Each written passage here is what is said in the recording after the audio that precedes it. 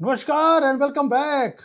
सबसे ज्यादा extraordinary story हमारे सामने अभी की है कि यार ईरान और यूएसए का जो वॉर है वो थम गया। अब मैं जब पूरी इसकी एनालिसिस करी तो देखा कि डोनाल्ड ट्रंप क्या कर रहा है। वो मोस्ट डेंजरस चेस की मूव चल रहा है जहां पर उन्होंने जुआ खेल दिया। क्या खेल दिया? जुआ ऐसा है कि या तो मिडिल ईस्ट हमेशा के लिए पीसफुल हो जाएगा, या अगर ये पीस टॉक्स नहीं चलती हैं तो यूएसए अपना सुपर पावर का स्टेटस वो हमेशा के लिए हार जाएगा। इतने बड़े स्टेक्स हैं। तो जो मीडिया दिखा रहा है, जो स्टोरी दिखा रहा है हमें, it is not something which is plain and simple. There is much more than what meets the eye. थोड़ा सा डीपर चलते हैं, देखते हैं कि क्या हुआ है और क्या हो सकता है। इसके ऊपर बात करते हैं और डीपर लेवल उसमें बहुत ज्यादा एंगल्स हैं जो सारे मैं आपके सामने रखूंगा। अगर आप मेरे से पूछेंगे तो मेरा अपना मानना है कि अब कुछ भी हो सकता है। Anything and everything is possible. अब कल हुआ क्या? शाम को 6 बजे अमेरिका टाइम, वहां पर पूरी दुनिया की जो सांसें हैं वो थमी हुई थी और डोनाल्ड ट्रंप ने एक स्टेटमेंट दिया कि होल सिविलाइजेशन ऑफ ईरान, यानी कि इस्लामिक सिविलाइजेशन ऑफ ईरान, वो आज रात को मरने वाली है। और 90 मिनट के बाद ही ब्लिंक्ड। दैट मीन्स ये लिब्रांडो मीडिया दिखा रहा है कि अमेरिकन प्रेसिडेंट ब्लिंक किया और वो दिखा रहे हैं कि ईरान ने इस युद्ध को जीत लिया है। वीडियोस दिखाई जा रही है ईरान से जहां पर लोग सड़कों पे आकर वो बोल रहे हैं डेथ टू अमेरिका और हम युद्ध जीत गए। कंट्री जिसकी टॉप लीडरशिप खत्म हो गई, मोहम्मद टू खमेनी, वो इवेपोरेट कर दिया गया। इवेपोरेट का मतलब है बॉम्ब ऐसा था कि उसका बॉडी भी मिली नहीं है। पिंजर जो है उसके पूरे बिल्कुल चूरा मिला है उसकी बॉडी का। फ्यूनरल भी कर नहीं सके।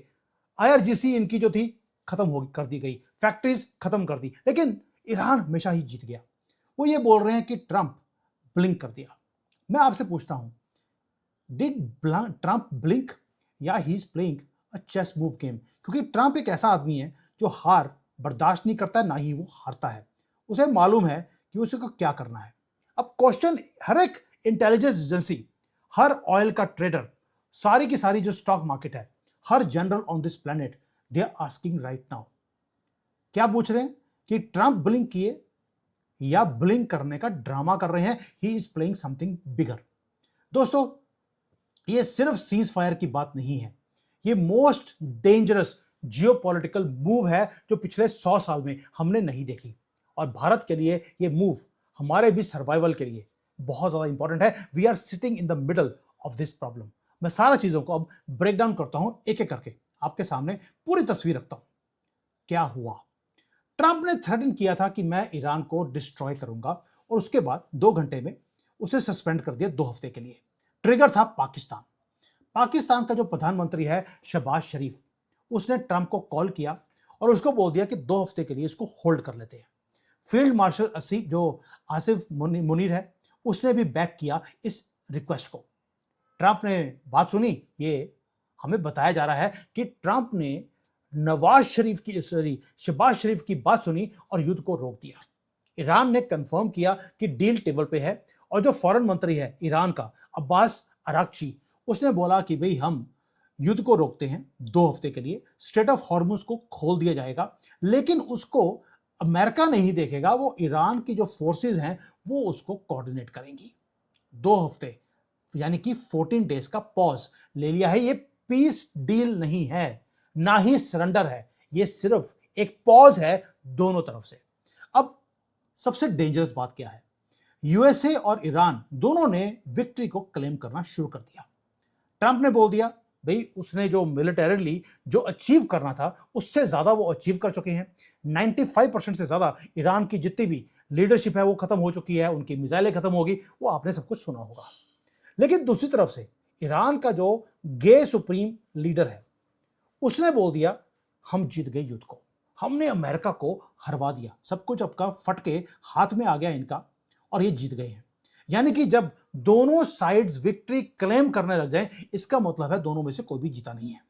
और इस्लामिक वर्ल्ड के अंदर ये कभी भी अपनी हार को ये कभी एक्सेप्ट नहीं करते।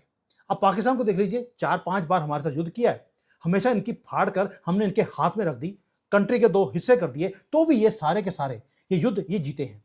ये कभी भी ये युद्ध हारने का ये क्लेम करते नहीं, क्योंकि अगर युद्ध हार जाए तो इस्लाम की हार होती है, वो ये बर्दाश्त नहीं करते, इसलिए अपने लोगों को चूरन ये बेचते रहते हैं। लेकिन ये इंपॉर्टेंट नहीं है कि ईरान ने क्लेम किया विक्ट्री को या पाकिस्तान ने किया।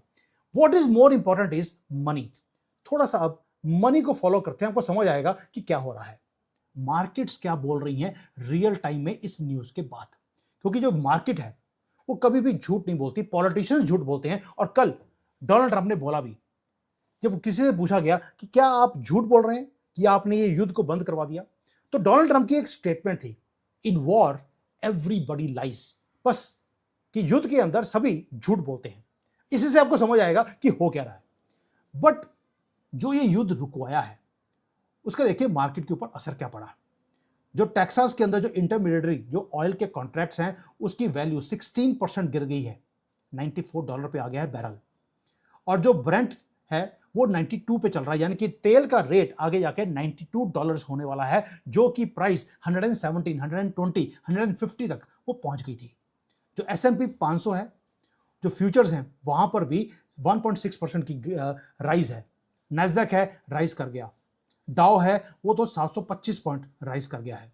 यानी कि डोनाल्ड ट्रंप का एक पोस्ट ट्रुथ सोशल के ऊपर आता है, पूरे दुनिया की मार्केट में ट्रिलियंस ऑफ डॉलर्स वो मूव करने शुरू होते हैं। यानी कि जो मार्केट है वो इस ब्लफ को वो जीना चाहती है, इसको एक्सेप्ट करना चाहती है। But do not celebrate right now, क्योंकि जो यूएसए का एनर्जी का इंफॉर्मेशन एडमिनिस्ट्रेशन है उन्होंने एक चीज बोल दी अभी जिससे मार्केट थोड़ी सी हिलने वाली है।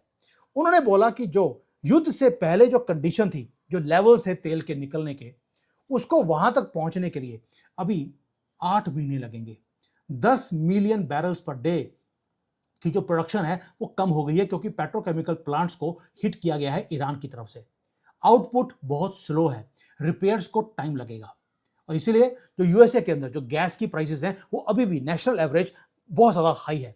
नंबर्स पे जाने की जरूरत नहीं है, वो 4.14 है या 4.2 है, डजंट मैटर। बट वहां पे अमेरिका के अंदर गैस प्राइसेस बहुत ज्यादा हाई हैं, which is 39% more than before the war. Pain खत्म नहीं हुआ दोस्तों। जो सीज फायर है उसने ब्लीडिंग को बंद कर दिया है, लेकिन जो हीलिंग है वुंड की उसको टाइम लगेगा। वो हील वुंड होगा, जो जख्म है वो हील होगा, या उससे बाद दोबारा से उसको और ज्यादा जख्म को बड़ा किया जाएगा, ये अब कुछ घंटे या कुछ दिन हमें बताएंगे। अब भारत के लिए इस सारे के बीच में हमारे लिए क्या लेसन है या हमारी सिचुएशन क्या है। दोस्तों भारत की जो इकोनॉमी है, जब से युद्ध शुरू हुआ हम ब्लीड कर रहे हैं। जो क्रूड ऑयल है जो हम $60 पे खरीद रहे थे उसे हमें $150 पे हमें खरीदना पड़ा, विच इज ऑलमोस्ट 130-40% हायर। और हमारे जो इंपोर्ट के बिल हैं आपको मालूम है वो 90% से ज्यादा हम इंपोर्ट करते हैं। डॉलर की प्राइस भी 94, 94.5 वो वहां तक पहुंच गई, जिससे हमारा जो इंपोर्ट का बिल है वो और भी ज्यादा इंक्रीज हो गया। आरबीआई को $40 बिलियन मार्केट में फेंकना पड़ा, ताकि जो रुपये की स्लाइड नीचे जा रही है उसको रुकवाया जाए, ताकि हमारे जो इंपोर्ट्स हैं और ज़्यादा महंगे ना हो जाए। फॉरेन इंस्टीट्यूशंस हैं, जो इन्वेस्टर्स थे, उन्होंने 1,11,000 जो करोड़ रुपया है मार्केट से निकाल लिया मार्च के अंदर में, एक महीने में। और जो हमारी सेंसेक्स की मार्केट है वो 5% से ज़्यादा एक हफ्ते में नीचे गिर गई थी। ये स्टीपेस्ट वीकली डिक्लाइन है शायद पिछले 20-25 सालों में। सीज फायर जब हुआ है उसके कारण हमें थोड़ा सा टेम्पररी एक लाइफलाइन मिलने वाला है, लेकिन भारत की जो वनरेबिलिटी है वो स्ट्रक्चरल है, क्योंकि 40% से ज्यादा जो क्रूड ऑयल है हमारा अरब कंट्री से आता है, और गैस तो 80% हमारी यहां से आती है। हमें ऑल्टरनेट मार्केट तेल की भी और गैस की वो निकालनी पड़ेगी।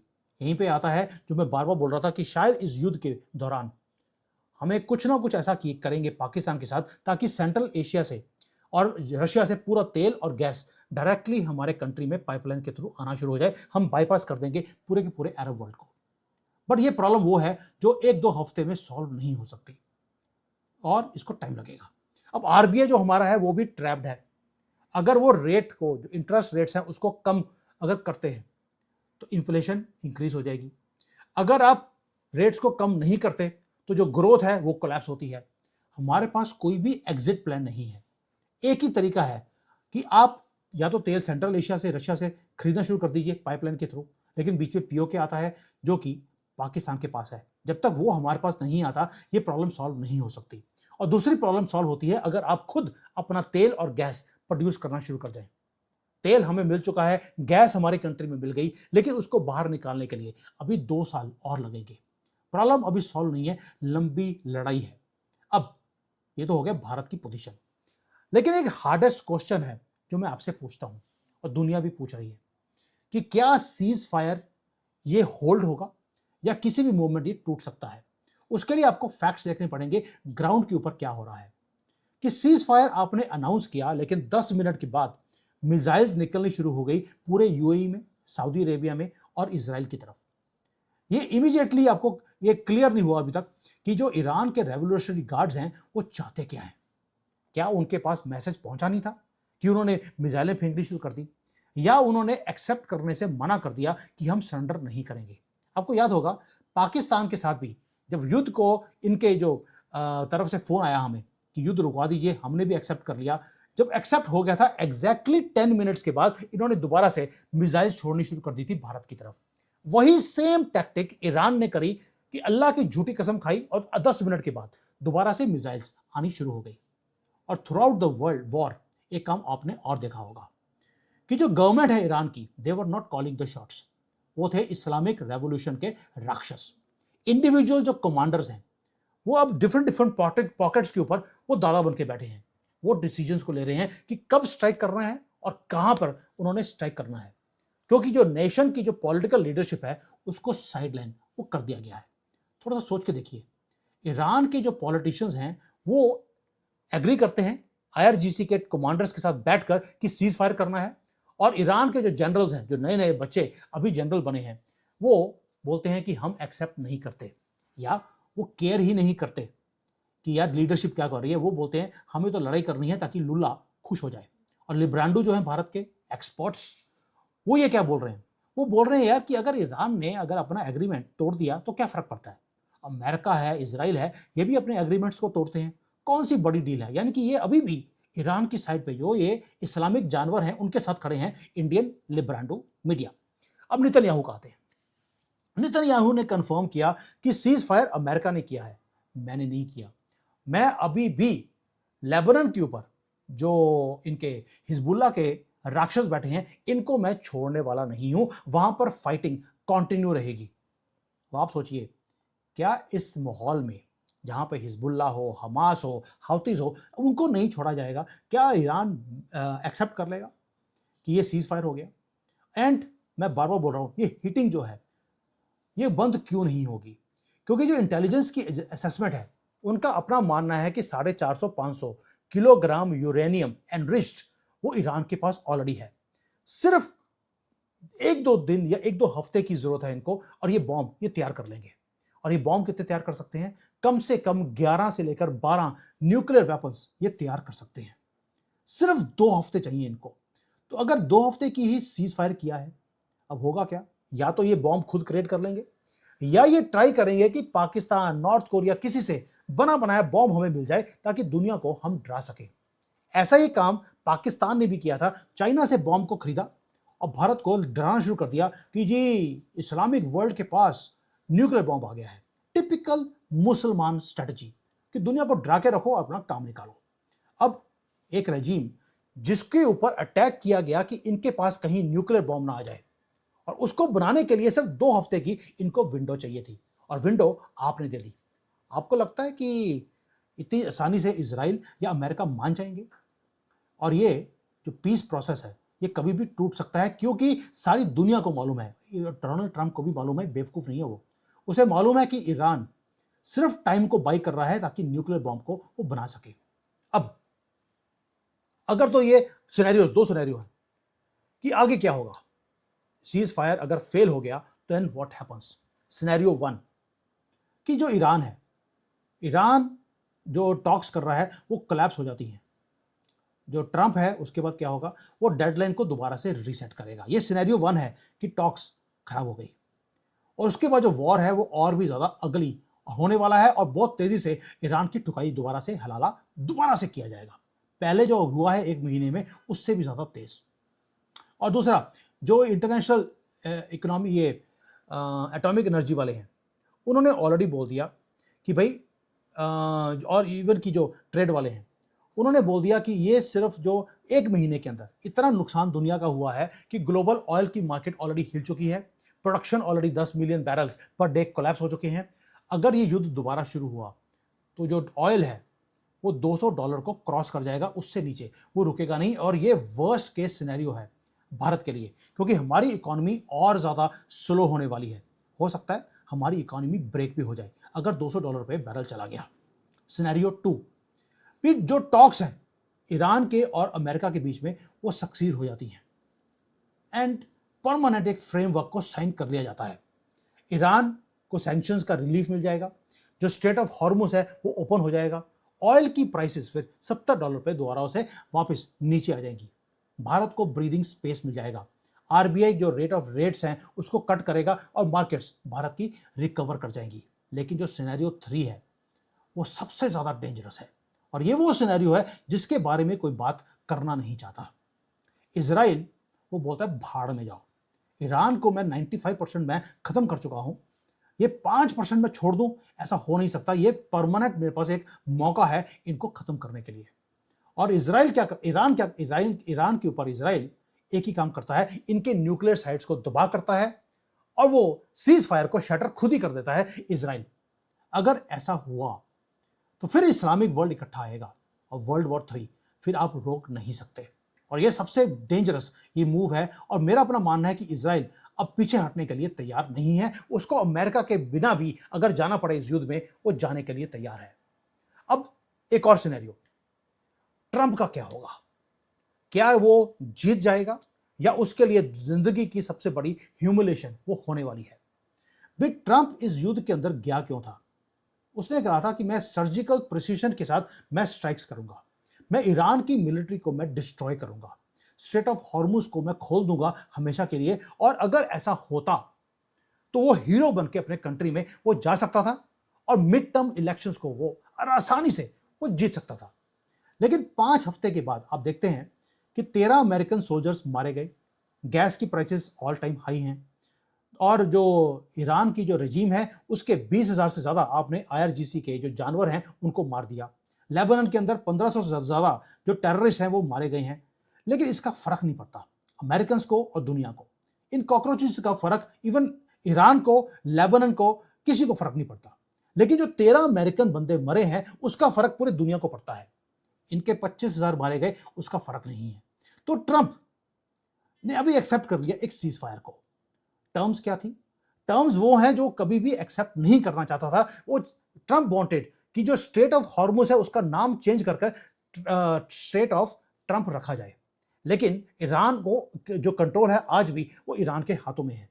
वो चार्ज करने वाला है एक फीस, जो भी शिप वहां से निकलेगी जजिया पूरी दुनिया को देना पड़ेगा। और वो क्या बोल रहे हैं ईरान वाले? वो ये बोल रहे हैं कि जितनी भी सैंक्शंस हैं वो हमारे ऊपर से रिलीज की जाए, खत्म की जाए, और यूएसए की फोर्सेस को अपनी पूंछ को अपनी टांगों के बीच में दबाकर वापस अमेरिका जाना पड़ेगा। ये ट्रंप को बोला जा रहा है। और आपको लगता है कि ट्रंप इसको एक्सेप्ट कर लेगा कि स्ट्रेट ऑफ हॉर्मुज ईरान के हाथ में, हर शिप के ऊपर फीस देनी पड़ेगी, एंड जो इकोनॉमिक और जियोपॉलिटिकल स्टैंडिंग है ईरान की वो और ज़्यादा स्ट्रांग हो जाएगी? ये विक्ट्री नहीं है दोस्तों, ये ईरान मोनेटाइज कर रहा है स्ट्रेट ऑफ हॉर्मुज को। और ये आपको लगता है कि अमेरिकन प्रेसिडेंट इसको एक्सेप्ट कर लेगा? नहीं कर सकता, क्योंकि इससे बड़ी हार वो हो नहीं सकती। अब डेमोक्रेट्स जो हैं अमेरिका में, दे स्मेल ब्लड। उनको लगता है कि यार इससे बढ़िया मौका क्या होगा कि हम ट्रंप को दिखाएं कि ये वॉर को हार गया है। अब वो उन्होंने शुरू कर दिया, वो जा रहे हैं कांग्रेस में, भारत की कांग्रेस नहीं, जो अमेरिका की कांग्रेस है वहां पे जा रहे हैं, और वहां पे वो एक स्पेशल सेशन लेके आने वाले हैं कि वो अमेरिकन प्रेसिडेंट के ऊपर अब एक मीमो डाला जाएगा कि आप इस युद्ध को कंटिन्यू नहीं करेंगे।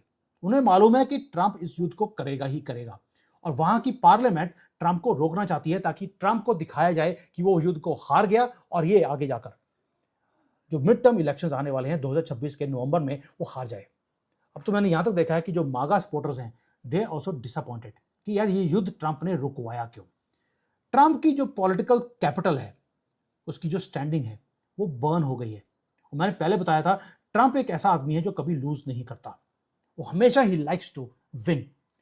और मेरा अपना मानना है कि इसके हाथ में कुछ ना कुछ ऐसा है जो वो शो करेगा अगले कुछ दिनों में या कुछ घंटों में। ये तो हो गया ट्रंप का कि भाई what is he doing, it looks like he has lost, but वो इतनी जल्दी हार मानने वाला आदमी नहीं है। अब आते हैं ईरान के ऊपर कि क्या वो जीता ईरान, या वो डेस्परेशन में आकर उन्होंने एक सीज फायर को साइन किया है। मेरे हिसाब से दोनों सिनारियोस साइमल्टेनियस है। रीजन बीइंग, ईरान युद्ध को हारा, उसकी मिलिट्री शैटर्ड है, सुप्रीम लीडर स्वाहा हो गया, उसका जो इंफ्रास्ट्रक्चर है पूरा का पूरा क्रिपल कर दिया गया, फूड की प्राइसेस 100% से ज्यादा उसकी प्राइसेस इंक्रीज हो चुकी हैं, करेंसी की प्राइस 15 लाख 16 लाख जितना मर्जी आप बोल दीजिए उतना रियाल है पर $1, और जो पूरा का पूरा इनका जो इन्फ्लेशन है पूरी कंट्री की हर चीज की वो 70% से ज्यादा इंक्रीज हो चुकी है। ईरान ब्लीड कर रहा है गली गली में, कूचे कूचे में। और जो ईरान है, लेकिन दूसरी तरफ से हम देखते हैं कि एक तरफ तो पूरा क्रिपल्ड है, दूसरी तरफ वो अभी भी वो खड़ा है, अभी भी मिसाइल्स जारी हैं, रेवोल्यूशनरी गार्ड्स के कुछ राक्षस अभी भी बचे हुए हैं, उनके जो प्रॉक्सीज हैं इराक में, लेबनान में, यमन में, वो अभी भी एक्टिव है। स्ट्रेट ऑफ हॉर्मुज अभी भी ईरान के कंट्रोल में है। इसलिए जो ये सिचुएशन है ईरान की, वो ये है कि युद्ध तो वो हार गया, ट्रस्ट पूरी दुनिया का ईरान के ऊपर से खत्म हो गया, लेकिन अभी भी वो खड़ा है अपने पैरों पे, अभी भी लड़ने के लिए वो तैयार है। ईरान टेबल के ऊपर आया not because they were winning, they came because उनके पास चॉइस नहीं था, उनको आना पड़ा, लेकिन वो वहां पर टेबल के ऊपर बैठकर अपनी डिमांड्स वो अमेरिकन प्रेसिडेंट के सामने वो रख रहा है। तो ये जो फेस सेविंग ईरान ने करी है, Iran has lost the war, everybody knows it, लेकिन वो पीस को बाई करने की कोशिश कर रहे हैं या वो टाइम को बाई कर रहे हैं ताकि उनके हाथ में किसी तरीके से एक न्यूक्लियर बॉम्ब आ जाए। न्यूक्लियर बॉम्ब देने के लिए तो चाइना भी तैयार है, नॉर्थ कोरिया भी तैयार है, पाकिस्तान के साथ पैसे दे दीजिए, कुछ भी करा लीजिए, ये तो चक्के हैं, नाचने लग जाएंगे पैसों के सामने। अब पूरी सिनेरियो के अंदर एक वाइल्ड कार्ड भी है, वाइल्ड कार्ड है पाकिस्तान का, जिसके बारे में कोई बात नहीं कर रहा। चलिए वो भी बात कर लेते हैं। पाकिस्तान ने मेडिएट किया जो सबसे बड़ी सीज फायर है 21st सेंचुरी की। अब वाशिंगटन ने क्या, इस्लामाबाद ने क्या किया? इस्लामाबाद ने बोला कि अब जो पीस टॉक्स अमेरिका और ईरान के बीच में होगी वो इस्लामाबाद में होगी। फील्ड मार्शल आसिम मुनीर, उसका तो सीना चौड़ा हो गया है, इतना ज्यादा कि उसकी शर्ट फट गई है। ट्रंप का पर्सनल फेवरेट हो गया है आसिम मुनीर, और पाकिस्तान ने बोलना शुरू कर दिया अब हम सुपर पावर बनने वाले हैं मिडिल ईस्ट के अंदर। और पाकिस्तान का जो प्रधानमंत्री है उसने खुद फोन किया यूएस प्रेसिडेंट को, और 5 घंटे लगातार वे बातें चलती रहीं इनके बीच में, और युद्ध को रुकवा दिया गया। ये एक्स्ट्राऑर्डिनरी जियोपॉलिटिकल मूव है जो पाकिस्तान ने करी है, लेकिन इसका फायदा पाकिस्तान को मिलने वाला है, क्योंकि ये इकोनॉमिकली भिखारी बेचारे, इनको लगता है कि अब मैं अगर ये मेडिएट करूंगा तो आईएमएफ से हमें भीख मिल जाएगी, बस इनकी जो एंड रिजल्ट होता है वो पैसा होता है। मुसलमान की जान वो पैसे में फंसी है भैया, आपको ये समझना पड़ेगा। इनको लगता है कि भाई ये बात तो आईएमएफ से पैसे पैसे अब हमें भीख में मिल जाएंगे, और पाकिस्तान को एक स्ट्रेटेजिक लीवरेज मिलने वाला है वॉशिंगटन के ऊपर। अगर ये पीस टॉक सक्सेस हो गया तो then they can negotiate with Washington, with Tehran, even with Beijing. और भारत को ये चीजें नोट करनी पड़ेंगी, क्योंकि हमारा जो एक वो था कि अप्रैल के अंदर ये युद्ध के बीच में हम पाकिस्तान की ठुकाई कर सकते थे, अब हमें शायद रुकना पड़ेगा, क्योंकि अगर हम अब ठुकाई करते हैं तो लोग बोलेंगे शायद जेलसी में आकर हमने ठुकाई करी है पाकिस्तान की, नॉट बिकॉज हमारी जरूरत थी। तो ये हो गया पूरा का पूरा सिनेरियो। अब बॉटम लाइन क्या है कि आपके पास 14 दिन है, that is all we have. Oil की जो मार्केट्स हैं वो ऑलरेडी 15% नीचे आ चुकी हैं, लेकिन ये जो रिलीफ है ये परमानेंट नहीं है, ये उधार का है। ये जो डेडलाइन है अप्रैल 21 की, उसके बाद क्या होगा कि अगर तो रियल ट्रेड डील साइन हो गई ईरान और यूएसए के बीच में, तो ईरान डील न्यूक्लियराइज हो जाएगा, स्ट्रेट ऑफ हॉर्मुज हमेशा के लिए खुल जाएगा, सैंक्शंस ईरान के ऊपर लिफ्ट हो जाएंगी, दुनिया को सांस आना शुरू हो जाएगा, ऑयल की प्राइसेस नीचे आएंगी, और भारत ये जो इकोनॉमिक हमारा ब्लंडर हो रहा है या हम ब्लीड कर रहे हैं उससे हम रिकवर करना शुरू कर देंगे। लेकिन अगर टॉक्स फेल हो गई, जो मुझे लगता है कि टॉक्स फेल होंगी ही होंगी, तो जो बॉम्ब्स हैं वो और भी ज्यादा बड़े और मोर प्रिसाइज लेवल पर ईरान के अंदर ठुकाई की जाएगी। जो न्यूक्लियर बॉम्ब है वो हो सकता है कि ईरान की तरफ से भी यूज किया जाए, और इस बार इजराइल या अमेरिका की तरफ से भी यूज किया जाए। दोनों साइड्स हो सकता है कि न्यूक्लियर बॉम्ब भी यूज कर दें। तो इसलिए 2 हफ्ते जो अगले हैं वो डिटर्मिन करेंगे एक बहुत बड़ी चीज। या तो एक हिस्टोरिकल पीस एग्रीमेंट साइन हो जाएगा ईरान, इजराइल और अमेरिका के बीच में, और एक शांति आ जाएगी जो कि 1945 के बाद मुझे लगता है दोबारा से आने वाली है। या एक ऐसा काम किया जाएगा कि जो शांति है वो ऐसे परमानेंटली खत्म की जाएगी कि 1945 के वर्ल्ड वॉर 2 के बाद ये वर्ल्ड वॉर 3 में ये कन्वर्ट हो सकता है। वर्ल्ड वॉर 2 भी एक न्यूक्लियर बॉम्ब गिरवाने के बाद बंद हुआ था, हो सकता है ये वर्ल्ड वॉर 3 भी ये न्यूक्लियर बॉम्ब गिरवाने के बाद ही बंद हो।